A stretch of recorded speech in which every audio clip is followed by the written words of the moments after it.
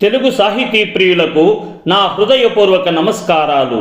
నా పేరు కంబం సిద్ధారెడ్డి. వీడియోని వీక్షించే ముందు నాదొక విన్నపము. మీరు ఈ వీడియోని లైక్ చేయండి, షేర్ చేయండి. ఈ వీడియోపై మీకున్న అభిప్రాయాన్ని కామెంట్ సెక్షన్లో కామెంట్ చేయండి. మీరు మా ఛానల్ని మొదటిసారి చూస్తున్నట్లయితే వెంటనే సబ్స్క్రైబ్ చేయండి. ప్రక్కన ఉన్న గంట సింబల్ని నొక్కండి. తద్వారా మేము చేసే కొత్త వీడియోలు మీకు నోటిఫికేషన్ రూపంలో రావడం జరుగుతుంది. అందరికీ మహాశివరాత్రి శుభాకాంక్షలు. ఈ పవిత్రమైన రోజున శివ పార్వతుల వివాహం జరిగినట్లుగా, శివుడు లింగ రూపమును దాల్చినట్లుగా పురాణాలలో పేర్కొనబడినది. ఇతడు ప్రజాపతులలో ఒకడు. దక్షుడికి 64 మంది పుత్రికలు జన్మించారు. వారిలో 27 మందిని చంద్రుడు వివాహం చేసుకున్నాడు. 13 మందిని ధర్ముడు, 12 మందిని ఆజ్ర్యాదులు, 11 మందిని భృగుడు వివాహం చేసుకున్నారు. మిగిలిన ఒక పుత్రికను సమస్త లోకములకు శుభాలను కలిగించేవాడు, దేవుళ్లలో మిక్కిలి ప్రధానమైన వాడైన పరమేశ్వరుడికిచ్చి వివాహం చేశారు. ఆమెయే సతీదేవి. సాక్షాత్తు ఆమె పరాశక్తి స్వరూపిణి. అందుకే ఆమె శివుడికి అర్ధాంగిగా అయినది. ఇదిలా ఉండగా ఒకరోజు యావత్ ముని సముదాయమంతా కలిసి ఒక యాగమును చేయడానికి నిర్ణయించుకొని త్రిమూర్తులైన బ్రహ్మ, విష్ణు, మహేశ్వరులను, ఇతరత్రా రాజులను ఆహ్వానించారు. ఆ యాగమునకు దక్షుడు కూడా వచ్చాడు. ఆ దక్షుడు వచ్చిన వెంటనే త్రిమూర్తులు తప్ప అందరూ ఎదురు వెళ్ళి నమస్కరించారు. అప్పుడు దక్షుడు కోపంతో తనకు కాళ్ళు కడిగి కన్యాదానం చేసిన మామగారిని అని తెలిసి కూడా శివుడు నన్ను గౌరవించలేదని అడిగాడు. దానికి విష్ణువు, మేము త్రిమూర్తులం, మేము నిన్ను గౌరవించడమా? నీవే ముందు మమ్ములను గౌరవించాలి అని అన్నారు. బ్రహ్మ విష్ణువులే కాక ఈ శివుడు కూడా నా ముందు తల వంచాల్సిందే అన్నాడు. అప్పుడు శివునికి కోపం వచ్చే విధంగా మాట్లాడవద్దని విష్ణువు దక్షుడికి చెప్పాడు. అయినా వినలేదు. ఏదో బ్రహ్మ విష్ణువులలో ఉన్నారని శివుడిని గౌరవిస్తున్నారే తప్ప రాతి లింగాన్ని ఎవరు గౌరవిస్తారు? ఈయన గారికో మర్యాద. అయినా నీ చక్రానికి ఎవరైనా భయపడతారే కానీ ఈ బూడిద పూసుకొని తిరిగేవానికి ఎవరు భయపడతాడు అన్నాడు దక్షుడు. ఈయన శ్మశానంలో తిరిగేవాడు అయినప్పటికీ గుణవంతుడని నా కుమార్తెను ఇచ్చి వివాహం చేశాను. ఈయన ఒక గుణహీనుడని గ్రహించలేకపోయాను. ఈయనకేదో కోపం వస్తుందని మీరు భయపడుతున్నారేమో.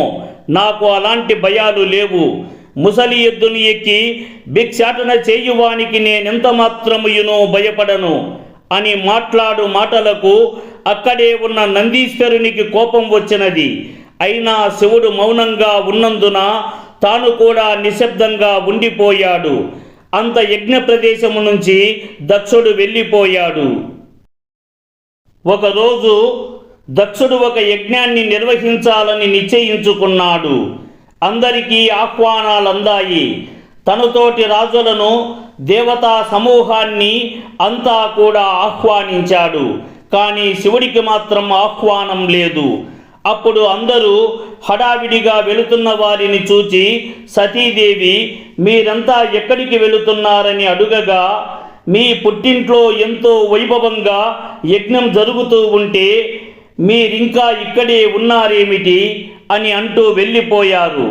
అప్పుడు సతీదేవి కూడా తన పుట్టింటికి వెళ్ళి ఒకసారి అందరినీ చూసి రావాలని కోరిక కలిగి తన ప్రాణనాథుడైన పరమేశ్వరుని దగ్గరకు వెళ్ళి, స్వామి, మనము ఆ యజ్ఞమునకు వెళ్ళి వద్దాం అని అడుగగా, పిలువని పేరంటానికి వెళ్ళటం అంత మంచిది కాదు కదా దేవి అని పల్కగా, స్వామి, అది నా పుట్టినిల్లు కదా, మనము వారికి పరాయి వాళ్ళం కాదు కదా, ఏదో పని మీద మరచిపోయి ఉంటారులే, నేను వెళ్ళి చూసి వస్తానని అంది. అంత శివుడు నీ ఇష్టం అని అన్నాడు. సతీదేవిని తన పుట్టినింటి దగ్గరకు తీసుకెళ్ళమని నందీశ్వరునికి చెప్పగా నందీశ్వరుడు అలాగే చేశాడు.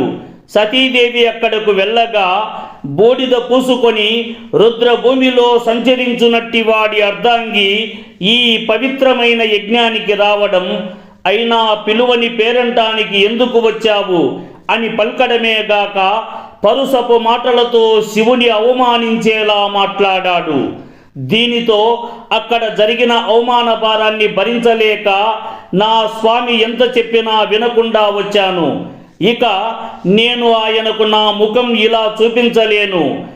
నీకు కుమార్తెగా జన్మించినందుకు ఇప్పుడు సిగ్గుపడుతున్నాను అని అంటూ, ఇంతగా నా భర్తను అవమానించినందుకు ఈ యజ్ఞం ఆపేస్తాను, ఈ అగ్నిలో ప్రవేశించి ప్రాణత్యాగం చేస్తాను, అప్పుడు ఇక్కడ శవం లేచిన చోట యజ్ఞం ఎలా జరుగుతుంది అని అగ్నిగుండంలోకి ప్రవేశించింది.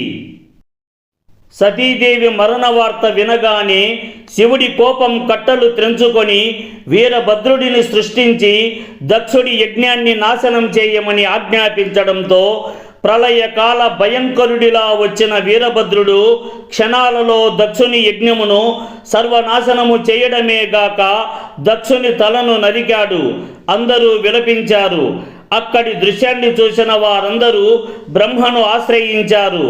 బ్రహ్మ విష్ణువును తీసుకొని కైలాసానికి వెళ్ళి అక్కడ శివుణ్ణి చూసి ఇలా అన్నారు: సర్వలోకాలను సంరక్షించవలసిన మనమే నాశనం చేస్తే ఎలా? ఈ యజ్ఞం ఆగిపోతే లోకాలకు కీడు జరుగుతుంది, దక్షుడిని బ్రతికించు అన్నారు. శివుణ్ణి ఓదార్చి యజ్ఞ స్థలానికి తీసుకొచ్చారు. శివుడి హృదయం కరిగిపోయింది. సతీదేవి మరణ వార్త వినడం వల్ల తన విచక్షణను కోల్పోయాడే కానీ కరుణా హృదయం కలవారు కదా. దక్షుడి తల కోసం వెతికారు, కానీ అది యజ్ఞగుండంలో పడి తగలబడిపోయినందున వారికి కనిపించలేదు. వారు ఉత్తర దిక్కున తల ఉంచి పడుకొని ఉన్న ఏ జీవి తలనైనా సరే తెమ్మన్నారు. వారికి ఉత్తర దిక్కుగా తల పెట్టుకొని ఉన్న ఒక గొర్రె కనిపించింది. దాని తల నరికి తెచ్చారు. పరమేశ్వరుడు తలను అతికించి దక్షుని బ్రతికించాడు. తల మారడంతో దక్షుడికి బుద్ధి వచ్చి పశ్చాత్తాపముతో శివుని క్షమించమని వేడుకొన్నాడు. దక్షుని యందు పరమశివుడు ప్రసన్నుడై వరమును కోరుకొమ్మనగా నిత్యం దక్షపాటిని నివసిస్తూ లోక రక్షణ చేయమన్నాడు దక్షుడు. సరేనని అందుకు పరమశివుడు అంగీకరించి దక్షవాటికి ఆగ్నేయ భాగంలో వీరభద్రుడిని నెలకొల్పి అందరికీ అన్ని వరాలను ప్రసాదించి సతీదేవి వియోగం మాత్రం ఆయననింకా వదలనందున హిమవత్ పర్వత ప్రాంతాలకు వెళ్ళిపోయి నిష్ఠతో తపోదీక్షను వహించాడు. అనంతరం సతీదేవి పర్వతరాజైన హిమవంతుని కుమార్తె అయిన పార్వతిగా జన్మించినది. ఆమెకు యుక్త వయస్సు రాగానే పరమశివునే తన భర్తగా పొందుటకు వనములకు పోయి నిష్ఠతో తపస్సు చేయడం ప్రారంభించినది.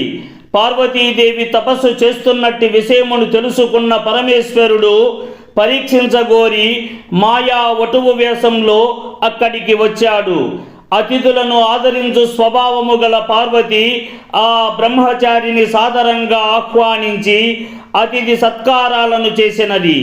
అప్పుడు మాయావటువు రూపంలో ఉన్న శివుడు పార్వతీతో ఇలా అన్నాడు: ఓ పార్వతి, నీ జపహోమాలకు కావలసినట్టి సమిదలు దర్భలు నీకు సులువుగా లభ్యమవుతున్నాయా? ఇచ్చట నీరు స్నానానికి తగినట్లుగా ఉన్నదా అని అనేక విధాల ప్రశ్నలు వేసి నీవు దేనికోసం ఆశించి తపమాచరిస్తున్నావో చెప్పుము. అలా చెప్పినచో నా తపస్సులో సగభాగం నీకిస్తాను. కానీ ఈ తపము దేనికోసం చేస్తున్నావో మాత్రం చెప్పమని అడుగగా ఆ మాయావటుడి మాటలకు మనస్సులో ఉన్న భావాన్ని చెప్పలేక సిగ్గుపడి తన చెలికత్తెను సైగ చేయగా ఆ చెలికత్తె ఆ బ్రహ్మచారితో ఈ విధముగా పలికెను: ఆర్య, మా పార్వతి పరమశివుని భర్తగా పొందాలని తపమాచరించుచున్నది. కానీ అది తీరే పరిస్థితి కనిపించుటలేదు. ఆ మాటలు విన్న ఆ మాయా బ్రహ్మచారి వేషంలో ఉన్న పరమశివుడు పార్వతి మనస్సును పరీక్షించకోరి పరమశివుడిని నిందిస్తూ ఇలా పలికాడు: ఓ పార్వతి, ఒక వరుడికి ఉండవలసిన లక్షణములైన రూపము కాని వంశము సంపద కూడా శివునిలో లేవు. ఆ పై కటిక పేదరికముతో ఒక ముసలి ఎద్దును ఎక్కి భిక్షాటనానికై వెళుతూ శ్మశానములో సంచరిస్తూ ఉండటమే కాక ఆ శివుని పుట్టుక కూడా ఎవరికీ తెలియదు. ఈ విధముగా పలికి ఆ పార్వతి మనస్సును మార్చడానికి ప్రయత్నించగా ఆ మాటకు కోపగించుకొని పార్వతి ఇలా పలికెను: మూర్ఖులైన వారే మహాత్ముల యొక్క చరిత్రను నిందించెదరు. శివుడు దరిద్రుడు అయినా అందరికీ సర్వ సంపదలను అనుగ్రహించాడు.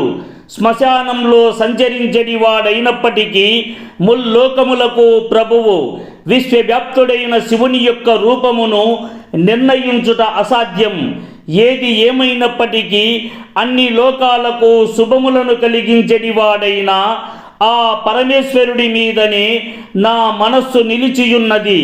నా యొక్క నిర్ణయము కూడా మారదు. పార్వతీ మాటలకు శివుడు మిక్కిలి సంతోషించి, శివుడు తన యొక్క నిజరూపమును ప్రదర్శించి పార్వతీని అనుగ్రహించి, నీ తపస్సునకు మెచ్చి నేను లొంగిపోతిని, నేను నీకు దాసుడను అని పార్వతీని వివాహమాడుటకు సిద్ధమయ్యాడు. లక్ష్మీ శ్రీ మహావిష్ణువులు స్వయంగా శివుణ్ణి అలంకరించారు. సకల దేవతలు రాగా హిమవంతుడు ఈ విషయాలను తెలుసుకొని పెళ్లి ఏర్పాట్లు ఘనంగా ఏర్పాటు చేసి అందరి సమక్షంలో శివ పార్వతుల కళ్యాణం అంగరంగ వైభవంగా జరిగింది. ఈ వీడియో చూసిన మిత్రులందరికీ ధన్యవాదములు.